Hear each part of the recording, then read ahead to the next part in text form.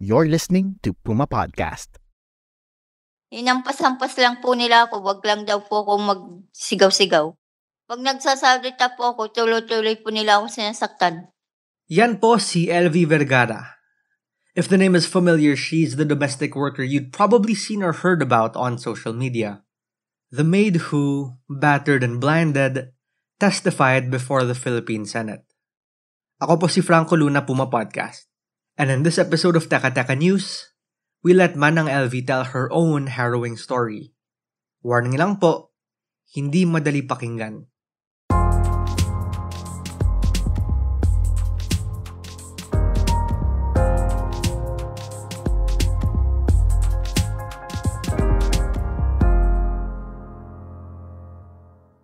Pag sumigaw daw po ako, lalo po ako, wala daw makakarinig. Pag nagasigaw po ako, sinasaway po nila ako, wag daw po ako sumigaw, wag daw po ako maingay. Her employers, LV said, told her that nobody will hear her screams, much less her story. But when a barangay captain noticed bruises on her arms every time he passed by their house, LV was rescued and heard. LV's siblings were made aware of her predicament through another kasambahay's Facebook post. It was only then that she was able to finally get away from her employer's house. Here she's recounting her ordeal in front of the Senate Committee on Justice and Human Rights. Yung pong kanan sa ulo, inuntog po nila ako sa CR at sa pader at sa dingding ng CR. Marami na po, ulit-ulit. Ulit-ulit. Buong katawan ko na po. Buong katawan na. So, hindi lang sa banyo, ginangyari? Hindi po, sa mga kwarto, sa labas, sa likod. Hinampas po nila ako ng panglungkit po ng sinampay at ng sunturon at hangin. Ito pong mga kamay ko po, binuhusan po ng mainit na tubig. LV worked for a household in Mindoro. She said she was beaten, kicked, and thrown to the ground by Pablo and Frances Ruiz, her employers. She said that the beatings were often so severe that she would pass out. Pag inahataw ka, inuuntog ka sa banyo, sinusuntok ka rin sa ilong. Opo. Hindi mo na matandaan, dumugo? Yung ulo ko lang po yung dumugo. Yung ilong? Hindi po. Pero kusa na lang gumaling. Opo. Nahirapan ka huminga? Minsan po, mahirap. Medyo tabingi kaunti yung iyong nose bridge. They never had a doctor check on her, she said. Hindi nila ako dinala sa ospital. Binibigyan na lang po ako ng gamot. Anong gamot yun? Hindi ko po alam kung anong gamot po yun. Basta inumin ko daw po. 2 klaseng gamot po yun. Apart from the beatings she endured, LV claims she was never paid over 7 years and never granted leave. At the Senate hearing, senators were shown copies of her MRI. Her nose bridge, eye sockets, and skull had indications of having been deformed. By the time she spoke before senators, LV no longer had any teeth. Laging ginagawa sa'yo yun? Opo. Dumudugo ka pag hinahataw ka? Opo, dumudugo po. Pag inuuntog nila ako sa may CR. Hawak ka sa buhok? Opo. Ilang tao gumagawa sa'yo nun? Isa lang po, yung amo kong babae. Ano yan, habang naglilinis ka ng CR? Hindi po. Minsan po, pag mainit ang ulo. Ba't ka naman nasa CR? Tinatsyempohan ka sa CR? Hinihila po ako. Dadaling ka sa CR para doon kayo untog. Opo. Sabi ni LV, even the 2 teen children of the Ruizes would, on occasions, hit her. She tried to escape from the Ruiz couple's home several times, she said, but they kept catching up to her. She did finally escape and in March 2023 filed a complaint against the Ruiz couple with the Labor Department.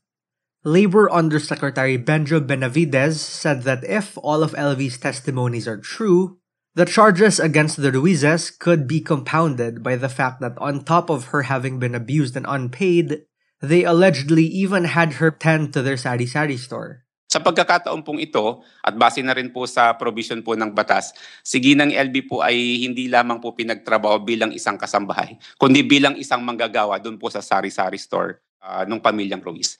Dahil po doon, ang applicable wage rate po ay hindi po yung wage rate ng isang kasambahay na mas mababa, kundi po yung applicable minimum wage rate po ng isang kumpanya o ng isang negosyo, maliit man o malaki, base po sa umiiral na wage rate order ng region. Pause muna tayo. When we return, let's discuss how much our laws and systems actually protect domestic workers like LV Vergara.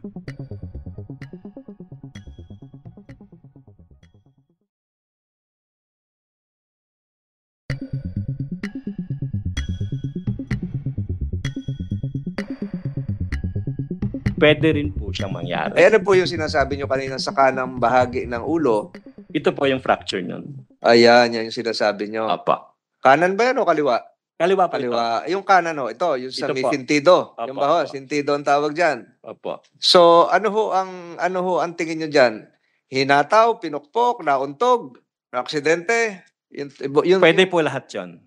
That was ear, nose, and throat Dr. Alexander Cabungcal, who was at the Senate to share his findings on Elvie Vergara's X-rays, CT scans, and MRI results. Trauma po ang cause. Oho. So, hindi niya masabi ngayon kung ito ay dulot ng pagkakauntog, pagkakapukpok, o nahulog sa kama. Aha. So, sa gilid din po, makikita rin po natin na meron din siyang old fractures dito. So, ito po yung dating pinakita ko kanina. Yung naka-front. Dito po sa side, meron din po siya dito. Nag-aiwan po sila ng sabitan ng karne doon. Bitan ng karne, ito ba yung bakal na parang letter J? Opo. Doon ka sinabit? Sinabit ka doon? Opo. Saan yun? Sa palengke o sa bahay? Doon po sa may kusina po. Paano ka sinabit?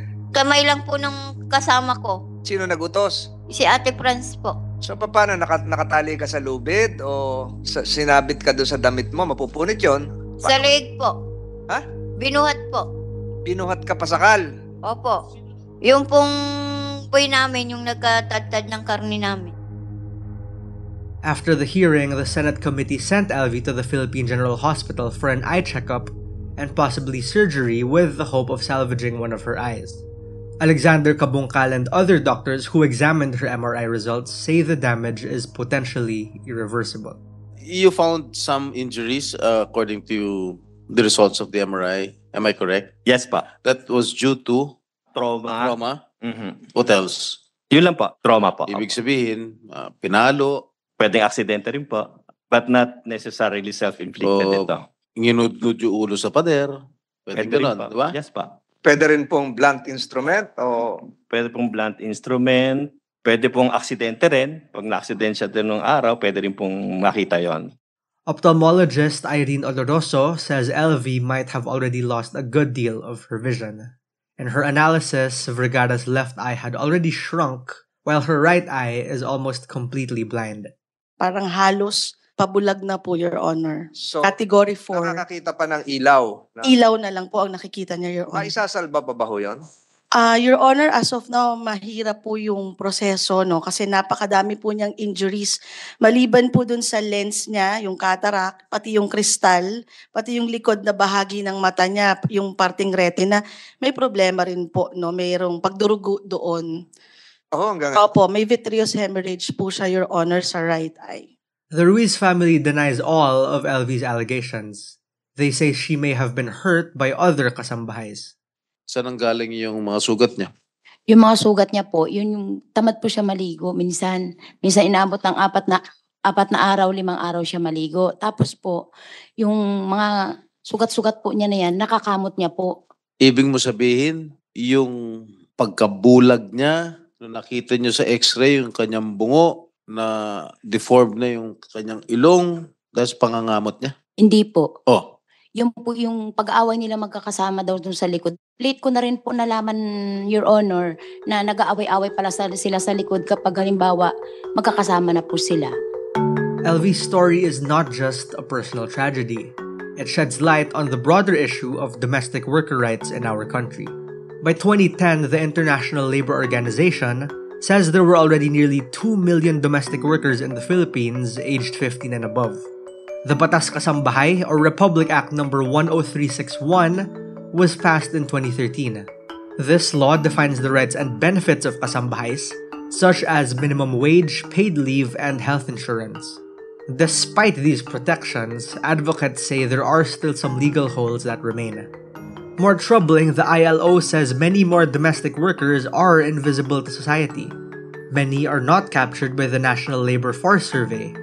For example, minors aged less than 15 years old who work as housemaids or boys, adults who work as domestic workers as a secondary occupation, and persons performing household tasks in the house of wealthier relatives without pay in exchange for shelter in the city, education, or simply daily subsistence. In other words, there are inevitably more Elvies.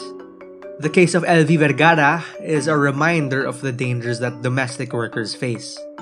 Advocates say that precisely because many are undocumented, domestic workers are often vulnerable to abuse and exploitation. Pag sumigaw daw po ako, lalo po ako wala daw makakarinig. Gusto ko pong ipakita po sa mga manonood para makita po ng mga katulad ko na sa bahay.